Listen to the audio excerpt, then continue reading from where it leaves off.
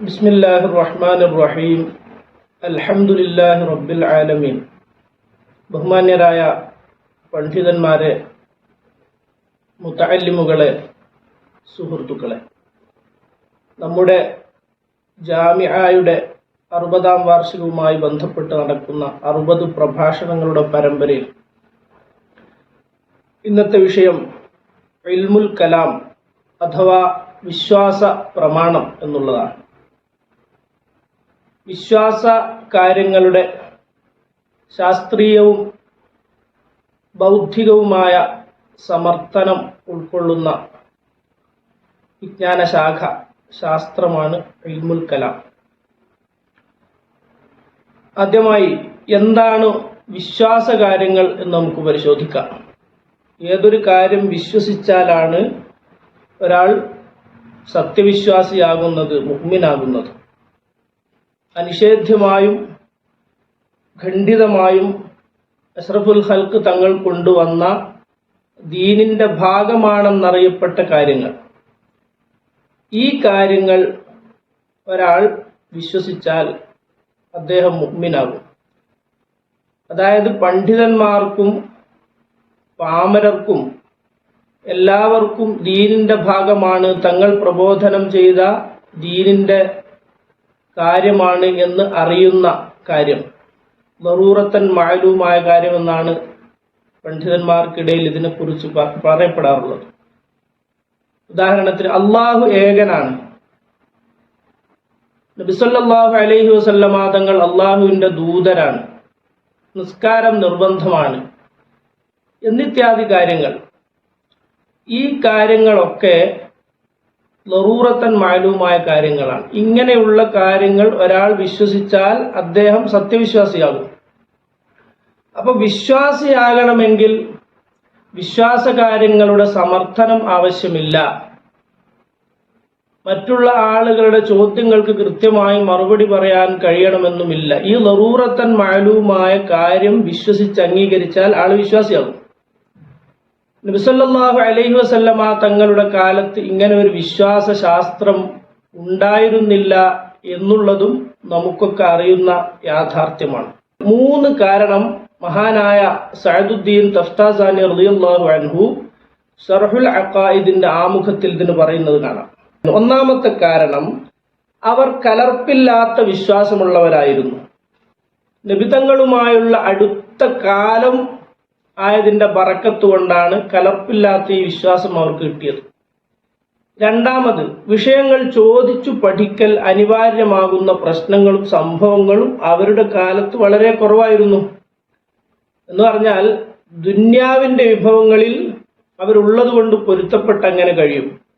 ഇടപാടുകളിലും പ്രശ്നത്തിന്റെ നൂലാമാലകളിലും വീഴാതെ ദീനുമായി അവർ ജീവിക്കുന്നതിനാൽ സംശയങ്ങളും പ്രശ്നങ്ങളും കുറവായിരുന്നു. 2. ഇനി 3, വിഷയങ്ങളിൽ ഭിന്നിപ്പും തർക്കവും അവരെ സംബന്ധിച്ച് വളരെ കുറവാണ്.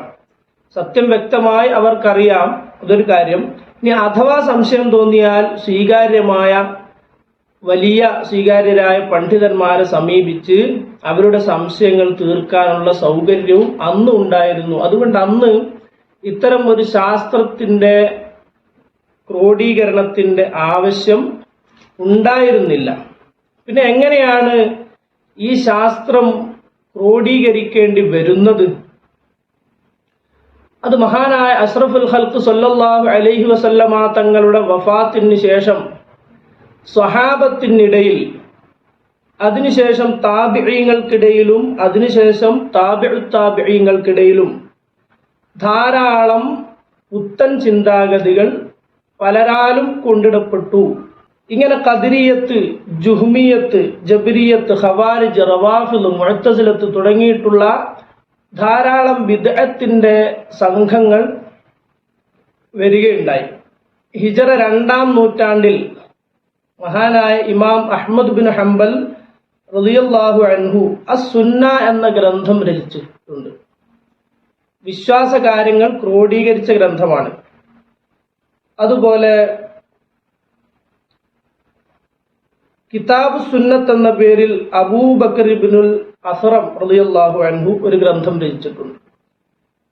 മുഹമ്മദ് ബിനു നസുറിനിൽ മർവസി, ഇമാം തൊബിരി, ഇമാം അഹ്മദുൽ ഖല്ലാൽ, ഇമാം ഇബ്നു ബത്ത, ഇമാം ഇബ്നു അബി സമനി തുടങ്ങിയ ധാരാളം പണ്ഡിതന്മാർ നബി സല്ലല്ലാഹു അലൈഹി വസല്ലമ തങ്ങളിൽ നിന്നും കിട്ടിയ കറകളഞ്ഞ വിശ്വാസം, ആ വിശ്വാസ കാര്യങ്ങളെ ക്രോഡീകരിച്ച് ഗ്രന്ഥം എഴുതിയിട്ടുണ്ട്.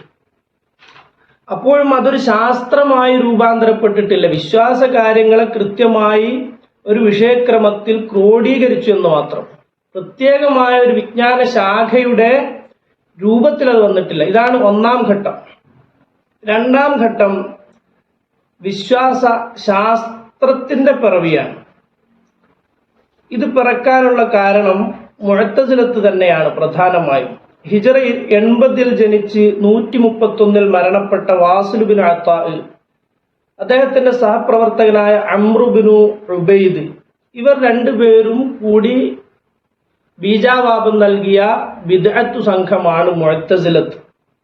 അവർ പറയുന്നത് പാരമ്പര്യ വിശ്വാസ സരണിയിൽ തൗഹീദിന് വിരുദ്ധമായ ശിർക്കുകൾ കലർന്നിട്ടുണ്ട്, അള്ളാഹുവിന്റെ പേരിൽ അക്രമവും അനീതിയും വെച്ച് കെട്ടപ്പെട്ടിട്ടുണ്ട്.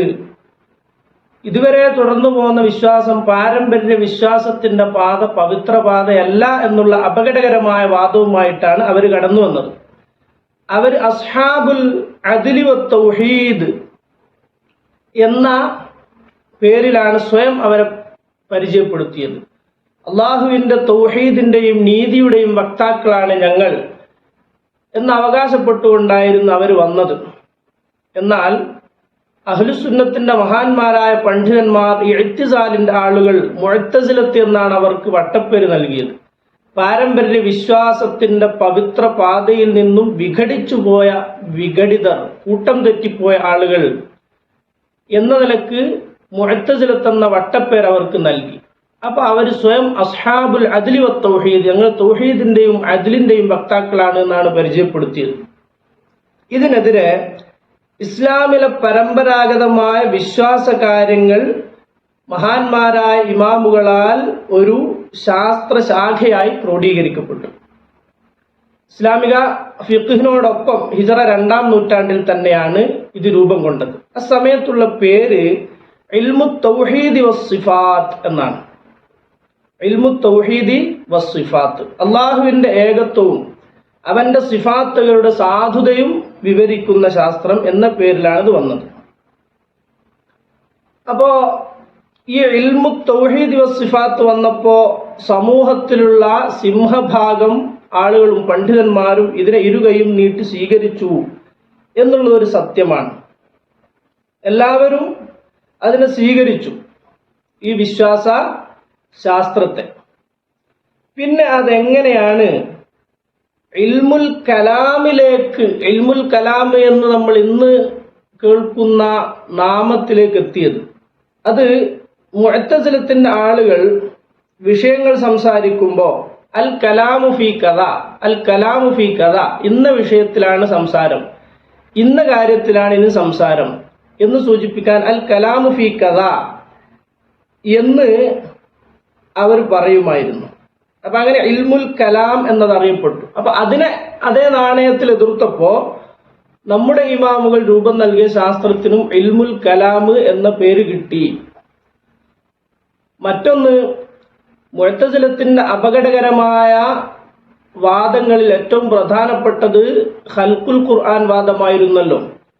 ഇമാം അഹ്മദ് ബിൻ ഹംബൽ തങ്ങളെ പോലത്തെ മഹാരഥന്മാരായ ധാരാളം പണ്ഡിതന്മാർ തുറുങ്കിൽ അടക്കപ്പെടുകയും ക്രൂരമായി ആക്രമിക്കപ്പെടുകയും പീഡിപ്പിക്കപ്പെടുകയും ഭീകര പ്രവർത്തനങ്ങൾക്കിരയാകുകയും ചെയ്ത വലിയ സംഭവമാണ് ഖൽഖുൽ ഖുർആൻ വാദം മുഅ്തസിലത്തിന്റെ.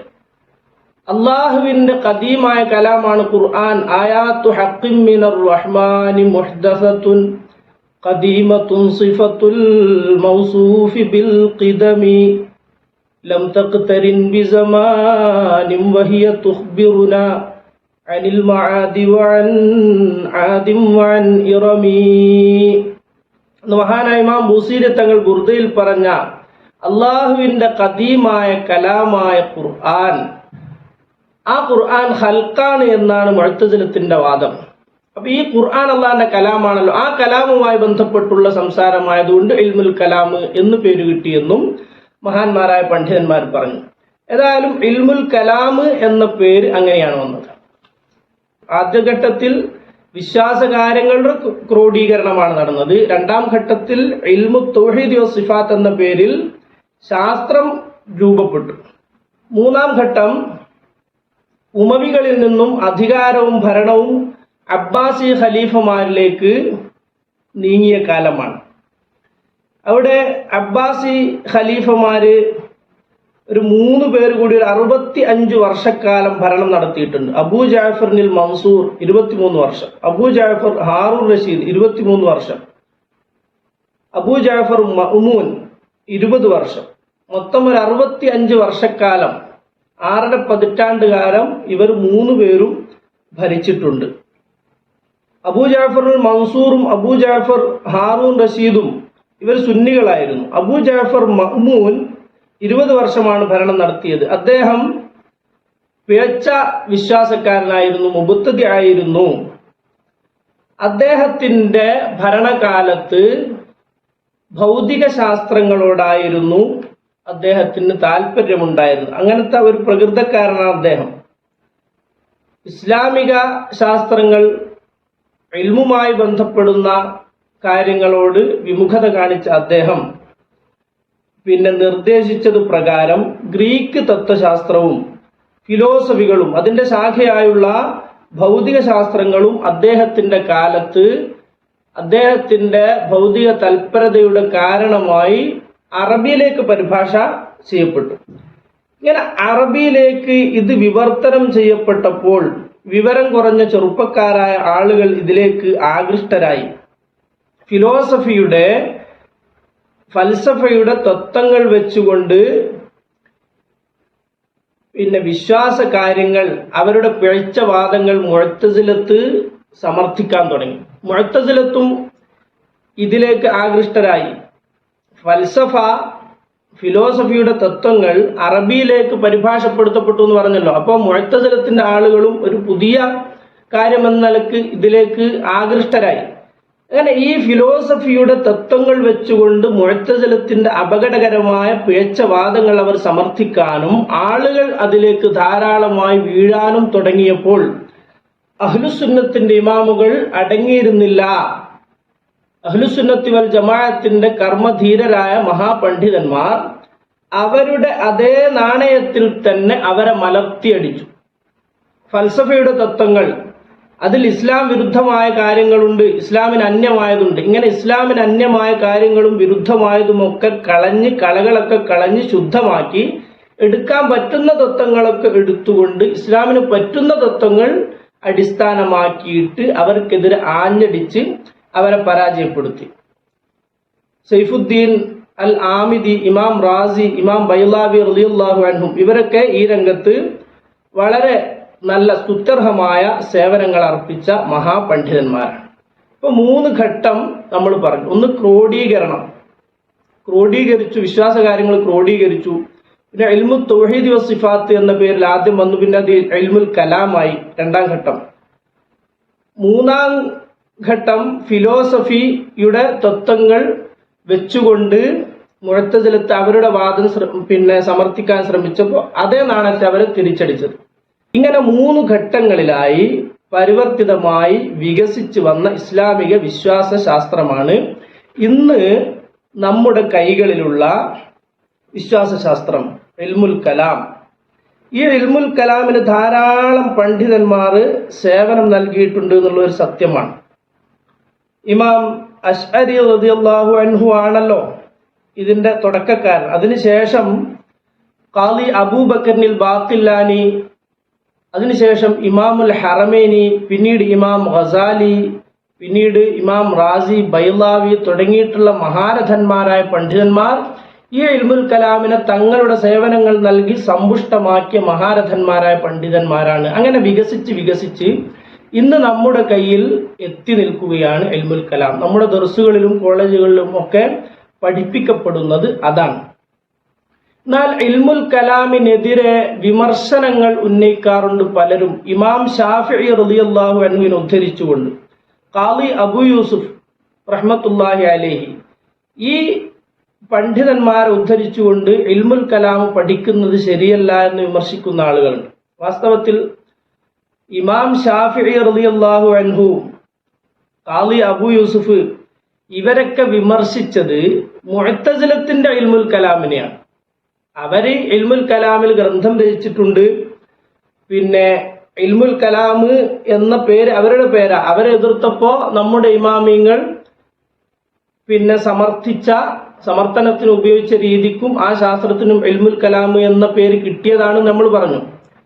അപ്പൊ ഷാഫി ഇമാമും അബൂ യൂസുഫ് എന്നവരും റളിയല്ലാഹു അൻഹും ആ ശക്തമായി വിമർശിച്ചിട്ടുണ്ട്. അവരുടെ വിമർശനം,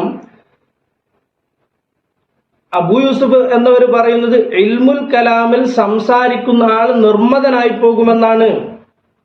ഇമാം ഷാഫി തങ്ങൾ പറയുന്നതോ ഇൽമുൽ കലാം എന്നുമായി ബന്ധപ്പെടുക എന്ന് പറയുന്നത് ശിർക്ക് കഴിഞ്ഞാൽ പിന്നെ ഏറ്റവും വലിയ പാപമാണെന്നാണ്. ഇതൊക്കെ പറഞ്ഞത് മുഅ്തസിലത്തിന്റെ ഇൽമുൽ കലാമുമായി ബന്ധപ്പെടുന്നതിനെ കുറിച്ചാണ്. കാരണം വിശ്വാസത്തിലുള്ള ശിർക്കും കുഫറും കഴിഞ്ഞാൽ തൊട്ടടുത്ത പാപം ബിദ്അത്ത് തന്നെയാണല്ലോ. അത് വെച്ചിട്ടാണ് മഹാനായ ഇമാമുന ഷാഫിഈ തങ്ങൾ ശിർക്ക് കഴിഞ്ഞാൽ പിന്നെ ഏറ്റവും വലിയ പാപം ഇൽമുൽ കലാമുമായി ബന്ധപ്പെടലാണ് എന്ന് പറഞ്ഞു. ഷാഫിഈ ഇമാമും അതുപോലെ തന്നെ ഖാളി അബൂ യൂസുഫ് എന്നവരുമൊക്കെ വഫാത്തായിട്ട് 3/4 നൂറ്റാണ്ട് കഴിഞ്ഞതിന്റെ ശേഷമാണ് ഇമാം അബുൽ ഹസനിൽ അശ്അരി റളിയല്ലാഹു അൻഹു ജനിക്കുന്നത് തന്നെ. ഏകദേശം 1 നൂറ്റാണ്ടോളം കഴിഞ്ഞിട്ടാണ് ജനിക്കുന്നത്. അതിനുശേഷമാണല്ലോ നമ്മൾ ഈ പറയുന്ന അഹ്ലുസുന്നത്തിന്റെ ഇൽമുൽ കലാം ഉണ്ടായത്. അപ്പൊ ഇവർക്ക് ഒരുപാട് വർഷങ്ങൾക്ക് ശേഷം ജനിച്ച അബുൽ ഹസനിൽ അശ്അരി റളിയല്ലാഹു അൻഹുവാൽ തുടക്കം കുറിക്കപ്പെട്ട ഇൽമുൽ കലാമിനെ കുറിച്ച് അതിന്റെ എത്രയോ മുമ്പ് വഫാത്തായ പണ്ഡിതന്മാരെങ്ങനെയാണ് വിമർശനം ഉന്നയിക്കുന്നത്. അപ്പൊ ഷാഫി ഇമാമിന്റെയും ഖാളി അബൂ യൂസുഫ് എന്നവരുടെയും ഒക്കെ വിമർശനം മുഅ്തസിലത്തിന്റെ ഇൽമുൽ കലാമിനെതിരെയാണ് എന്ന് നമ്മൾ അതിന്റെ സത്യസന്ധമായ വിവരം മനസ്സിലാക്കേണ്ടിയിരിക്കുന്നു. ഇങ്ങനെ അബുൽ ഹസൻ അശ്അരി, പിന്നെ ധാരാളം ഇമാമിങ്ങൾ നമ്മൾ പറഞ്ഞു. ഗസാലി ഇമാം, റാസി ഇമാം, ബൈളാവി ഇമാം അടക്കമുള്ള മഹാരഥന്മാർ നല്ല നിലക്ക് സംഭാവനകൾ നൽകി സമ്പുഷ്ടമാക്കിയ ഇൽമുൽ കലാമാണ് ഇന്ന് നമ്മുടെ കൈകളിൽ എത്തിയിട്ടുള്ളത്. അതില് ഫൽസഫയുടെ കേടുപാടുകളൊന്നുമില്ല. ഫൽസഫയുടെ തത്വങ്ങൾ എടുത്തിട്ടുണ്ട് ആവശ്യമുള്ളത്, ഇസ്ലാമിന് അന്യമല്ലാത്തത് എന്നുള്ളത് ഒരു ശരിയാണ്, യാഥാർത്ഥ്യമാണ്, സത്യമാണ്. പക്ഷെ ഇസ്ലാം വിരുദ്ധമായതും ഇസ്ലാമിന് പറ്റാത്തതും ഇസ്ലാമിന് അന്യമായതുമൊക്കെ കളഞ്ഞ് കളകളും കേടുകളും ഒക്കെ കളഞ്ഞ് തീർത്ത് ശുദ്ധമാക്കിയ തത്വങ്ങളെ എടുത്തിട്ടുള്ളൂ. അപ്പൊ ഇന്നത്തെ ഇൽമുൽ കലാം അത്യാവശ്യമായതാണ്. ദീനിന് വിരുദ്ധമായ ഒന്നും അതിലില്ല. അതാണ് ഇന്ന് നമ്മുടെ ദർസുകളിലും കോളേജുകളിലും പഠിപ്പിക്കുന്നത്. അല്ലാഹു സുബ്ഹാനഹു വ തആല അതൊക്കെ നല്ല നിലക്ക് പഠിക്കാനും അതിൻ ഫലമായി നമ്മുടെ വിശ്വാസം സംരക്ഷിക്കാനും അവസാന സെക്കൻഡ് വരെ ഈമാനിലായി ജീവിക്കാനും ഈമാനോടോട് മരിക്കാനുമുള്ള മഹാഭാഗ്യം നൽകി ഈ മഹാന്മാരുടെയൊക്കെ ബറക്കത്തുകൊണ്ട് അള്ളാഹു നമ്മയും ഇഷ്ടക്കാരെയും അനുഗ്രഹിക്കുമാറാകട്ടെ. വൽഹംദുലില്ലാഹി റബ്ബിൽ ആലമീൻ. അസ്സലാമു അലൈക്കും.